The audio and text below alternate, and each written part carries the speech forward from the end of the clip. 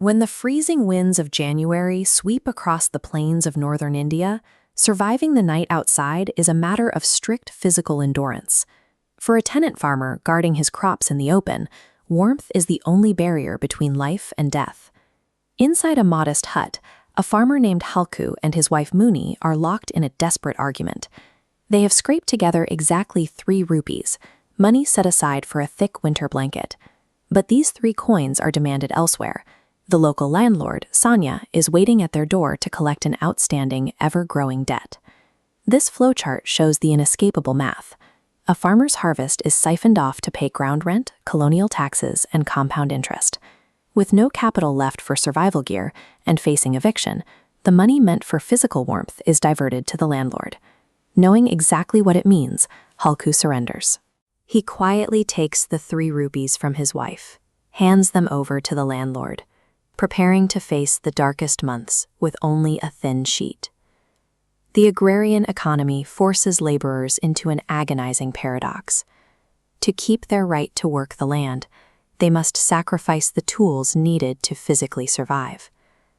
Out in the pitch-black sugarcane field, the temperature continues to drop. Halku huddles under a makeshift canopy of dry leaves, lying on a rickety bamboo cot.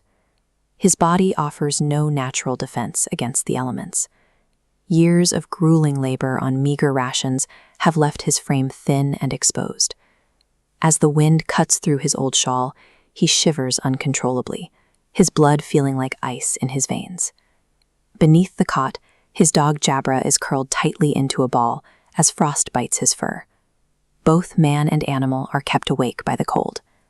In this environment, Jabra is a vital biological heating mechanism. Desperate to stop the shivering, Halku reaches down, lifts the heavy animal, and pulls him into his lap to absorb the dog's body heat. When economic systems fail to protect human life, the barriers of status dissolve. The farmer and the animal rely entirely on each other's biology to survive until morning. Unable to endure another hour of the biting wind, Halku leaves his shelter, stumbles into a nearby mango orchard, and manages to ignite a pile of dry leaves. As the flames rise, the intense, sudden warmth washes over him. The relief is intoxicating. The heat thaws his frozen limbs, but it also drains his remaining willpower, inducing a deep, paralyzing lethargy. Suddenly, the sound of heavy hooves and snapping stalks echoes from the darkness. A herd of wild blue bulls has breached the field and is rapidly devouring the sugarcane. Jabra immediately sprints into the blackness, barking at the invaders.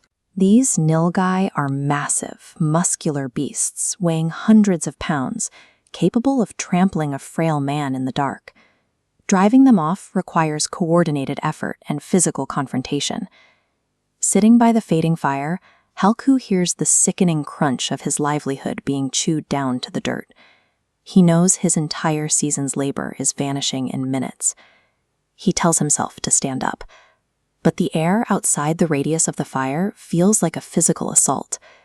He tries to stand, takes one step toward the freezing wind, and the pain immediately forces him back down. Extreme physical exhaustion strips away the ability to care about tomorrow. Halku stays near the warm ashes.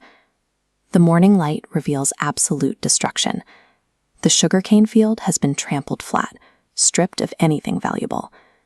Muni arrives at the edge of the field, her face pale with devastation. Without the harvest to pay off their mounting taxes and rent, they have lost their standing as tenant farmers. They are now daily wage laborers. This is the bottom tier of the rural economy.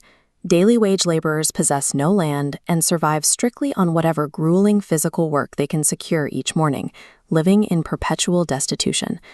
Yet as Muni mourns their drop into total poverty, Halku is perfectly content. His logic is simple. By losing the farm, he has lost the obligation to protect it. He will work for pennies, but he will never again be forced to sleep outside in the freezing January nights. The crushing burden of ownership is gone. When an economic system ensures endless suffering regardless of effort, success offers no real safety. In these conditions, total financial ruin is the only available form of liberation.